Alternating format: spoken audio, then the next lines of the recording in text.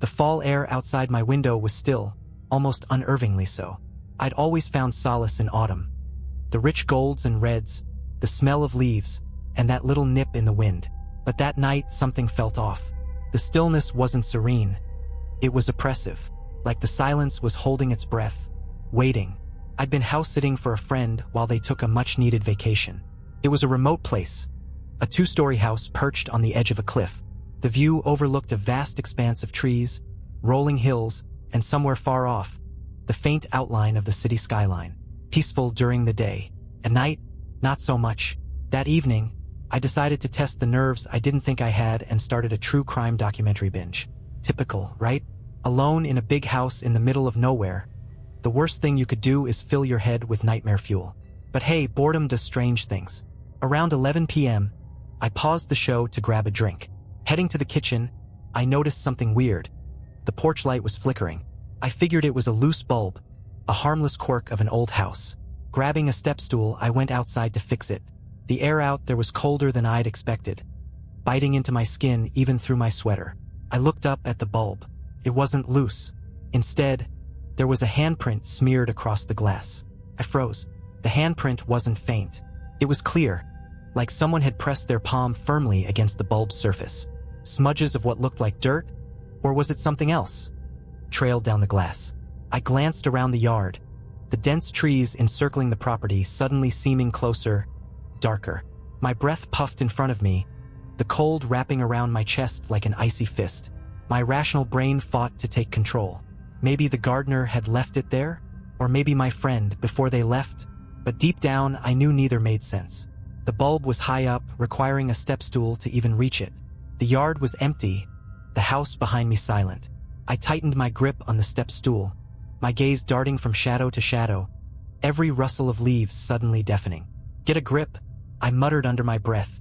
I wiped the bulb clean with my sleeve and retreated inside, bolting the door behind me. For the next hour, I tried to convince myself it was nothing. Maybe even my own handprint, smeared on there when I installed the bulb earlier in the week. Sure, that's it. But the nagging sensation that someone had been there wouldn't let me relax. Around midnight, I was on the couch scrolling mindlessly through my phone, the TV a comforting murmur in the background. That's when I heard it. 3 deliberate knocks on the back door. I froze, my blood turning to ice. The door was glass-paned, with a curtain drawn across it. Beyond that was the deck and the thick woods just beyond. Who the hell would be out there at this hour? "Hello," I called, immediately regretting it. My voice sounded shaky, foreign in the heavy silence. The knocks came again, louder this time, sharper. I crept to the door, every nerve in my body screaming not to. I pulled the curtain aside just an inch. Nothing. No one was there. The deck was empty, bathed in pale moonlight. I stared out at the trees, their branches skeletal against the night sky. My heart was racing now, every beat echoing in my ears. Then I noticed it, the condensation on the glass. It had a pattern, like someone had been breathing heavily against the door just moments before. I stumbled back from the door, my pulse hammering. Someone or something had been standing there, watching, breathing. My first instinct was to call the police, but I hesitated. What would I even say?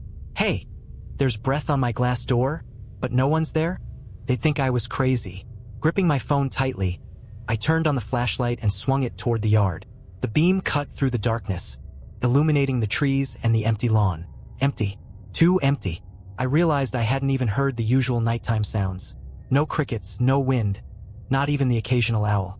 Just nothing. I closed the curtain, double-checked the locks, and backed away. Every step felt heavier, like the air was thickening around me. The house, once cozy and quiet, now felt cavernous and alien. I decided to retreat upstairs. The second floor had fewer windows and a locked door leading to the balcony. Safer, or at least it felt that way. I climbed the stairs slowly, every creak of the wood beneath my feet sounding like a gunshot. When I reached the bedroom, I locked the door behind me, dragging a heavy chair against it for good measure.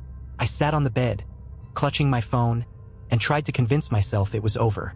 Maybe it was a prank. Maybe I'd imagined the handprint and the breath. My heart finally started to slow. That's when I heard it. A soft tapping sound. It wasn't coming from downstairs this time. It was closer, much closer. I turned toward the bedroom window. The tapping grew louder, more insistent. The curtain was drawn, but I could see the faint silhouette of something, or someone, behind it. Summoning every ounce of courage I didn't have, I stood and crept toward the window. My hand trembled as I gripped the edge of the curtain, ready to yank it aside. And then the tapping stopped. Silence. I held my breath, frozen in place, and then a face appeared, pressed hard against the glass. The face wasn't human. Its eyes were too large, bulging and unblinking, with pupils like pinpricks. The skin was pale, almost translucent, stretched taut over a bony skull. Its mouth was impossibly wide, lips curled back to reveal jagged teeth that gleamed in the dim moonlight. And it was smiling. I stumbled back, my heart slamming against my ribs. The thing didn't move. It just stared, its breath fogging up the glass in rhythmic bursts. My mind raced, trying to make sense of what I was seeing. Was it a mask? A trick of the light? But no. The way it moved, the way its features twitched and shifted, it was alive. My survival instincts kicked in and I bolted for the door. As I fumbled with the lock, I heard the sharp, deliberate sound of nails or claws scraping against the window. I glanced back just in time to see the thing tilt its head, its smile growing wider, impossibly so. The lock finally gave way, and I threw the door open, darting into the hallway. I slammed the bedroom door shut behind me and shoved the chair back against it. My phone was still in my hand, and I fumbled to call 911. 911? What's your emergency? The operator asked. There's someone outside, I stammered. They're trying to get in. Please, send someone. Quickly, I gave them the address, my voice cracking as I spoke. Officers are on their way, the operator assured me. Stay on the line with me. Are you in a safe place? A loud crash cut me off. The bedroom window. The thing had smashed through it. My blood ran cold as I heard it. A low, guttural growl, followed by the sound of something heavy dragging across the floor. It was in the house. Couldn't breathe. The sound of it moving, those deliberate dragging steps, was getting closer. My legs felt like they were made of lead, but my survival instincts screamed louder. I took off down the hallway, my phone still clutched in my trembling hand. Are you there? The 911 operator's voice echoed faintly, a lifeline in the chaos. It's inside, I whispered. It's in the house. Stay calm. Find a place to hide and lock yourself in if you can. Hide, right? But where? The hallway stretched ahead of me, doors on either side. Each felt like a gamble, but standing there was worse. My feet carried me to a small closet at the end of the hall. I slipped inside, easing the door shut behind me. The air was stale and thick, filled with the faint scent of mothballs. I crouched low, trying to quiet my breathing. Outside, the sounds grew louder, the dragging, the growling. It was searching. Officers are 3 minutes out, the operator said. Stay quiet and don't move. I wanted to believe that 3 minutes would save me, but it felt like an eternity. Then the sound stopped. The dragging, the growling, everything. The silence was worse. It stretched on, oppressive and heavy. I strained to listen, every muscle in my body tense. Was it gone? Had it moved to another part of the house? The closet door creaked. My blood turned to ice as I saw it. A thin, bony finger curling around the edge of the door. Slowly, the door inched open, and there it was. Its face was inches from mine, those unblinking eyes staring straight into me. That same horrifying smile stretched impossibly wide, its teeth gleaming in the dim light. Couldn't move, couldn't scream. It tilted its head as if studying me. Then, in a voice that was low and guttural, yet disturbingly clear, it whispered, "Found you." My body went cold. Found you. Those two words hung in the air like a death sentence. Its voice was wrong, grating and wet, like the sound of rocks grinding underwater. Before I could even process what was happening, it lunged. My survival instincts took over, and I kicked out with everything I had. My foot connected with its chest or whatever it was made of. The thing stumbled back, letting out a sound somewhere between a snarl and a laugh. I didn't wait to see what it would do next. I bolted out of the closet, down the hallway, and toward the stairs. My only thought was escape. The thing followed, its footsteps now pounding, faster, heavier. As I reached the stairs, my phone buzzed with a faint crackle. "Officers are outside," the operator said, but her voice sounded distant, like it was coming from the bottom of a well. I flew down the steps, nearly slipping as I hit the landing. I didn't dare look back, but I could feel it behind me, its presence like a shadow that was too close, too wrong. The front door was just ahead. I grabbed the handle, yanked it open, and stumbled into the night. Red and blue lights flashed across the yard. 2 police officers were approaching, their flashlights cutting through the darkness. Relief washed over me in a wave so powerful I almost collapsed. "It's inside," I screamed. "It's in the house." The officers exchanged a glance, their hands moving to their holsters. One of them motioned for me to stay put while the other moved toward the door. But then I heard it. A low, guttural laugh echoed from the house.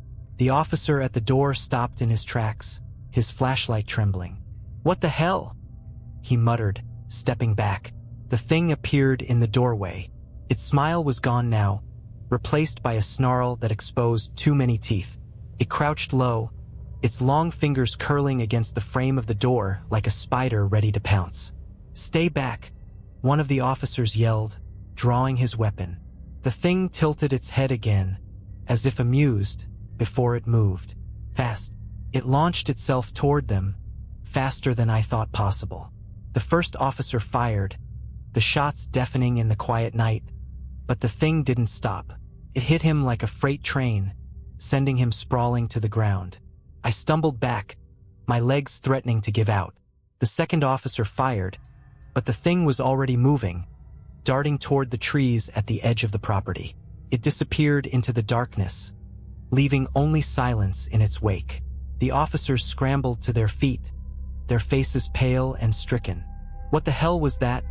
one of them asked, his voice shaking. I don't know," the other stammered, glancing toward the trees. I didn't have answers. I didn't have words. All I knew was that it was still out there, watching. To this day, I don't know what I saw.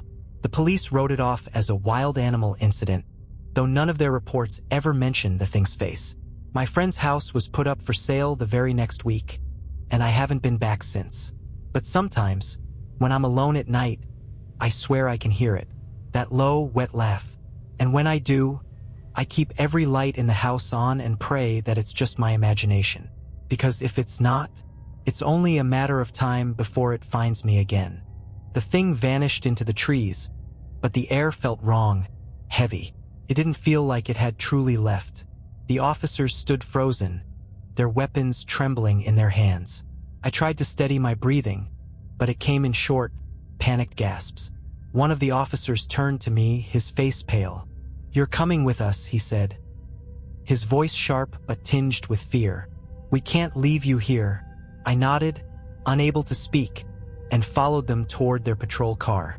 As I climbed into the back seat, I kept glancing at the edge of the forest, half expecting those pale eyes and twisted grin to emerge again. We sped down the long, winding driveway, the headlights carving through the oppressive darkness. The officer driving kept glancing at the rearview mirror, his hand gripping the wheel tightly.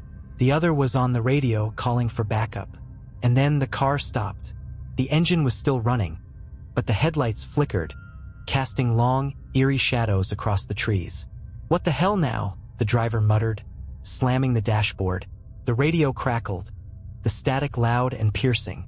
"All units. Unnown ent. Tie repeat." The words were garbled, breaking up in a wash of static and faint voices. "What's happening?" I asked, my voice shaking. Before anyone could answer, a loud thud hit the roof of the car, denting it inward. "Stay inside," the officer in the passenger seat barked as he threw open the door, his weapon drawn. I stayed frozen, clutching my phone like it was a lifeline. Another thud, heavier this time, shook the car.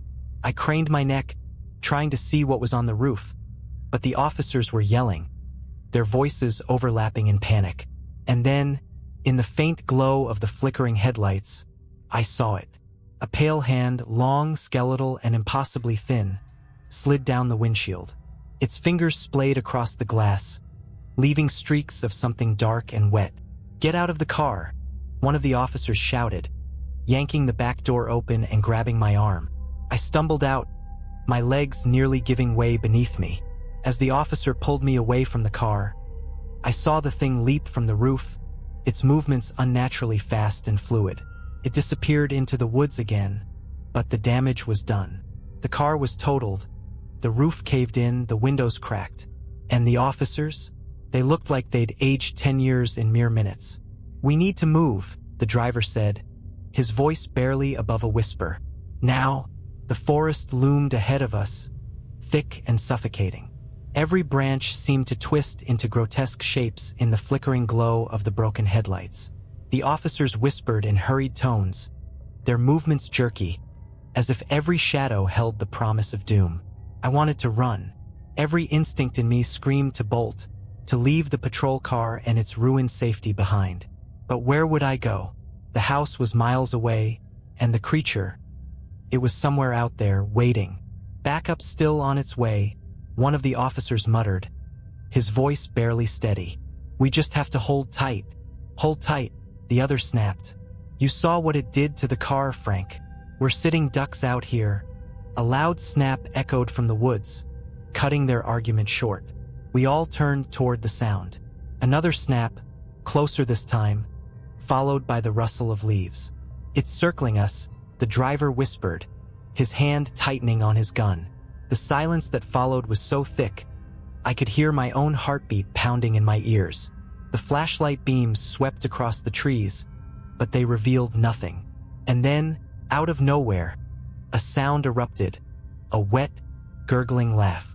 It echoed from every direction, bouncing off the trees, surrounding us. My legs felt like jelly as I backed toward the patrol car, my eyes darting to every shadow. The laugh grew louder, more guttural, as if it was feeding on our fear. "Stay together," one officer barked, his voice cracking, but it was too late. Something shot out of the darkness so fast it was a blur. It hit the driver, slamming him to the ground with a sickening crunch. His scream was cut short, replaced by a choking sound as the thing loomed over him, its limbs impossibly long, its face twisted into that horrifying grin. The other officer fired, the gunshots deafening in the still night. The thing reared back, its movements jerky, unnatural. The driver's body slumped to the ground, unmoving. "Run!" the remaining officer shouted, grabbing my arm. We tore through the woods, branches whipping against my face, the ground uneven and treacherous beneath my feet. Behind us, I could hear it. Those pounding, dragging footsteps, the guttural growls that grew louder with each passing second. My lungs burned. My legs screamed in protest, but I didn't stop. The officer stayed close, his flashlight beam bobbing wildly as we ran. "There's a service road up ahead," he panted. "If we can make it, we—" He never finished. The creature came out of nowhere, slamming into him with the force of a truck. His flashlight hit the ground, its beam spinning wildly before going out. I turned just in time to see the thing's pale, skeletal hands wrapping around his throat, its grin widening as it squeezed. I wanted to help, but my body refused to move. And then, it looked at me, its eyes locked onto mine, and for a moment, the world seemed to stop. That unblinking stare bore into me, freezing my blood, pinning me in place. The officer's lifeless body crumpled to the ground, and the thing tilted its head, studying me like a predator sizing up its prey. My legs felt like they weighed a ton, but sheer panic propelled me forward. I turned and bolted, my breath coming in ragged gasps. The forest closed in around me, branches clawing at my face and arms, but I didn't dare slow down. Behind me, I could hear it following. Its movements were erratic, each step a mix of dragging and scuttling, accompanied by that awful wet, gurgling laugh. It wasn't running, not exactly, but it was fast. Too fast. The service road had to be close. The officer had said it was nearby, but in the chaos, every tree looked the same. The darkness pressed in on all sides, and I stumbled over roots and rocks, barely able to keep my footing. Then I saw it. A faint glow through the trees, a streetlight, the service road. Hope surged through me, giving me one last burst of energy. I pushed myself harder, the light growing closer with every step. The thing was still behind me, its presence an oppressive force that I could feel pressing against my back. I broke through the tree line, stumbling onto the gravel road. The streetlight cast a dim, flickering glow, but it was enough to see the narrow road stretching into the distance. Farther down, headlights appeared, a vehicle approaching. "Help!" I screamed, waving my arms frantically. "Please, help me!" The vehicle slowed, its beams cutting through the night. It was another patrol car.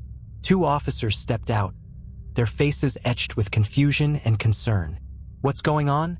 one of them asked, his hand hovering over his holstered gun. "It's coming," I cried, pointing toward the woods. "You have to." A deafening crash interrupted me. The thing burst out of the trees, its pale, gangly form illuminated in the headlights. The officers drew their weapons, their expressions shifting from confusion to pure terror. "Get behind us," one of them barked, raising his gun. The creature stopped, crouching low, its grin stretching wider. It tilted its head again, that awful laugh bubbling up from deep within its throat. The officers opened fire, the gunshots echoing in the night. The thing moved with impossible speed, dodging and weaving as it closed the distance between us. One officer screamed as it grabbed him, its claws sinking into his shoulder. The second officer kept firing, but the thing didn't even flinch. This was it. I was going to die here. But then, something strange happened. The headlights of the patrol car began to flicker wildly, and the air grew heavy, charged with static. The creature stopped, its head snapping toward the car as if distracted. It let out a guttural growl, releasing the officer and backing away slowly. The light around it seemed to warp, distorting its form. Its grin faltered for the first time, replaced by something that looked almost like fear. And then, without warning, it vanished. The silence that followed was deafening. The officers and I stood frozen, the air around us still buzzing with an unnatural energy. The thing was gone, or at least it wasn't visible anymore, but the oppressive weight it left behind hadn't lifted. What the hell was that?" One of the officers choked out, his voice barely audible over the ringing in my ears. I didn't answer. How could I? I didn't even know where to begin. The injured officer groaned, slumping against the patrol car. His partner rushed to his side, pulling out his radio to call for backup. "Officer down. We need medical assistance at the service road near." The radio crackled, cutting him off. "Noun ent. Ty advis." The same garbled transmission I'd heard earlier came through again. Only this time it was louder, clearer. The static swelled, growing louder and more erratic. I clamped my hands over my ears, the sound piercing and shrill. The officer holding the radio dropped it, his face twisting in pain. And then the headlights flickered again. The patrol car's engine sputtered, its lights dimming and brightening in quick, frantic bursts. The air grew heavier, thicker, as if we were being swallowed by the night itself. "No," I whispered, stepping back. "No, no, no." A low hum began to resonate, vibrating through the ground beneath us. It felt like the earth itself was trembling, an ominous rhythm that grew louder with each passing second. The remaining officer grabbed my arm, his grip tight. "We have to move. Now." "Where?" I croaked. "It's everywhere." But he didn't answer. He hoisted his injured partner into the patrol car, motioning for me to get in. I hesitated, my gaze fixed on the treeline. I could feel it, feel them. The thing wasn't alone. The shadows between the trees shifted, moving unnaturally, and for a brief moment, I thought I saw multiple sets of eyes. Pale, glowing, unblinking, watching. The officer's shout snapped me back to reality. "Get in!" I dove into the back seat just as the patrol car roared to life. The engine whined in protest, but it held, and we sped down the road, the flickering headlights cutting through the encroaching darkness. I dared to glance back. The trees lining the road seemed to writhe, their branches reaching toward us like skeletal hands. And in the distance, standing at the edge of the woods, was the thing. It didn't move. It just stood there watching us. But it wasn't smiling anymore. The patrol car tore down the service road, the wheels spitting gravel in its wake. Inside, the air was thick with tension, the faint smell of burnt rubber mingling with the metallic tang of fear. The injured officer groaned in the front seat, clutching his torn shoulder, his face pale and slick with sweat. I sat in the back, my eyes locked on the road ahead, but my mind was racing. Those things weren't just stalking us. They were playing with us, drawing us into some kind of trap. The officer driving glanced at me in the rearview mirror, his eyes wild. We're heading back to the station. Whatever the hell that was, we need reinforcements, SWAT, National Guard, something. But I knew it wasn't that simple. Deep down, I could feel it. This wasn't something you could fight with guns or numbers. This was different. The radio crackled again, breaking through my thoughts. Own in tit, proxim. The static grew louder, almost deafening, before cutting out completely. And then the car's headlights went out. The darkness was immediate and absolute, swallowing the car and the road in an instant. The engine sputtered, and the patrol car lurched to a stop, the sudden silence as suffocating as the night around us. No, no, no, the driver shouted, slamming his fist against the dashboard. He turned the key, but the engine refused to start. The injured officer moaned, his head lolling to the side. "It's here," he whispered, his voice barely audible. The driver grabbed his flashlight, his hands shaking. "Stay in the car," he barked at me before stepping out, the door creaking like a scream in the still night. I pressed myself against the seat, gripping my phone like it was a lifeline. My heart was pounding so hard, it felt like it might burst. And then I heard it, a faint scraping sound, like nails on metal, coming from the roof of the car. I froze, my breath catching in my throat. The driver's flashlight beam swept across the road, but it didn't reach far. He turned, his light aimed at the roof, and that's when it happened.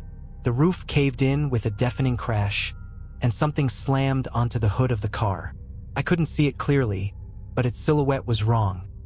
Twisted and angular, with too many limbs and a head that cocked unnaturally to the side. The officer screamed, firing his weapon, but the thing moved too fast. It was on him in an instant, its claws raking across his chest. I didn't think. I just moved. I threw open the door on the other side and bolted into the woods, my feet pounding against the earth.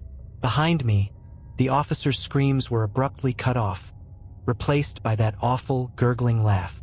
The forest swallowed me whole, its shadows stretching and twisting as I ran. Branches clawed at my arms and face, and my lungs burned, but I didn't dare stop. Somewhere behind me, I could hear it, the dragging footsteps, the growl, and then up ahead I saw it. A light. It was faint, barely more than a flicker, but it was there. I stumbled toward it, hope surging in my chest. But as I got closer, I realized something was wrong. The light wasn't coming from a house or a street lamp. It was floating, a small, glowing orb, pulsing gently like a heartbeat. I stopped in my tracks, my chest heaving. The orb hovered there, almost invitingly, its glow casting eerie shadows across the trees. And then, from the darkness around it, I saw them. More figures, more eyes, more grins. They emerged from the trees, their pale forms gliding toward me, surrounding me. I was trapped. The glowing orb pulsed, its light throbbing in time with the panicked beat of my heart. The figures moved closer, their movements deliberate, almost synchronized. Each one was different. Some with stretched limbs, others hunched and jagged, but their eyes were the same. Wide, unblinking, and impossibly hollow. And those grins. God, those grins. I backed away, my foot catching on a root. I fell hard. The air punched out of my lungs, but I couldn't look away. The orb seemed to grow brighter, its light washing over the clearing, and in its glow, I could see the figures more clearly. Their skin wasn't just pale, it was translucent, veins and tendons visible beneath the surface. Their bodies twitched with unnatural spasms, like marionettes pulled by an unseen force. And then they spoke. Not with words, but with sound. A chorus of guttural growls, wet laughter, and faint whispers filled the air, weaving together into something almost melodic. It wasn't human. It wasn't meant to be heard by human ears. I clamped my hands over my ears, but it didn't help. The sound wasn't coming from outside. It was in my head, vibrating through my skull, growing louder and louder until it was all I could hear. I screamed, but the sound was swallowed by the noise. The orb pulsed again and the figures stopped. Their heads turned toward the light in unison, their grins fading. For a moment, everything was still, and then, one by one, they began to dissolve. Their forms broke apart like smoke, wisps of their bodies drawn toward the orb. It absorbed them, its glow intensifying with each one, until the clearing was empty save for me and the light. I couldn't move. I couldn't think. The orb pulsed again, brighter this time, and then it spoke. Stay. The voice wasn't like the others. It was deep, resonant, and impossibly calm. Stay, it said again, the word vibrating through me like a command. No, I whispered, my voice barely audible. The orb pulsed, and suddenly, the ground beneath me shifted. Roots twisted and coiled, wrapping around my ankles and wrists, pulling me toward the light. I thrashed, trying to free myself, but the roots were relentless. They pulled tighter, dragging me closer, the orb's glow now blinding. Stay, the voice repeated, louder this time, more insistent. No, I screamed, fighting with everything I had. And then, from the corner of my eye, I saw it. A flicker of blue and red lights, cutting through the trees. Back up. The orb hesitated, its light flickering for the first time. The roots loosened their grip, just enough for me to break free. I scrambled to my feet, stumbling toward the approaching lights. Behind me, the orb's glow dimmed, and the voice echoed one last time, low and menacing. We'll meet again. I didn't look back. The backup officers found me on the edge of the forest, trembling and covered in scratches. They didn't believe my story, of course. How could they? But they couldn't explain the state of the other patrol car, or the officers who were never found. I left the area the next morning, vowing never to return. But sometimes, in the dead of night, I swear I can still feel the pulse of that light, hear the echo of that word. Stay. For weeks after that night, I couldn't sleep. Every time I closed my eyes, I saw the orb, felt the cold, unrelenting pull of those roots, and heard that single haunting word. Stay. I left the area, as far from the house and that forest as I could manage. But distance didn't help. The nightmares came anyway, and when I was awake, the world felt off. Shadows seemed darker, longer, as if they were watching me. Lights flickered more often, and I couldn't shake the feeling that I wasn't alone, even in crowded spaces. I started noticing other things, too. Little things, like the man at the bus stop who stared too long, his face unreadable, or the woman in the grocery store whose movements were just a little too mechanical. And then one evening I found a package at my door. It wasn't labeled, just a plain brown box. My heart sank as I stared at it. I hadn't ordered anything, and I sure as hell didn't know who would send me something. Against my better judgment, I brought it inside. The box was surprisingly light, as if it was empty, but when I opened it, a single object lay inside. A light bulb, not just any bulb. It was the exact same model I'd replaced on the porch light the night this all started. My hands trembled as I picked it up. A faint smear of something dark and greasy streaked across the glass. A handprint. I dropped it, the bulb shattering into pieces, but the air around me suddenly felt colder, heavier. The lights in my apartment flickered. Once, twice, and then everything went dark. In the silence, I heard it. Faint, wet laugh. I spun around, my phone's flashlight trembling in my hand. The beam cut through the darkness, landing on the window, and there it was, that face, those bulging, unblinking eyes, that impossible grin. It didn't tap this time. It didn't have to. Stay, the voice echoed, not from the window, but from behind me. I turned, and the light revealed nothing. just the empty room. But the voice came again, closer now, wrapping around me like a noose. "We'll meet again."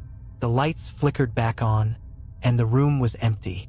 The face at the window was gone. But I knew it wasn't over. It was never over. The days that followed blurred into an endless haze of paranoia.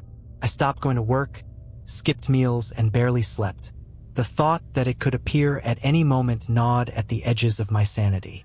Every night, I triple-checked the locks on my doors and windows. Every shadow in the corners of my apartment felt alive, shifting when I wasn't looking. But the worst part? The whispers. They started faint, like a breeze carrying a sound too quiet to catch. Then they grew louder, clearer. It wasn't just the word "stay" anymore.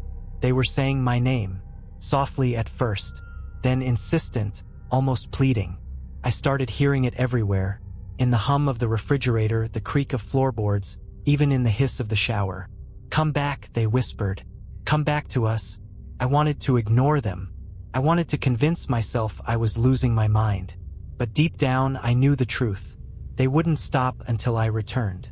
That night, I made a decision. If this was going to end, I had to face it. I packed a bag, flashlights, batteries, a crowbar, and a knife. It felt laughable, bringing weapons against something so unreal. But it was all I had.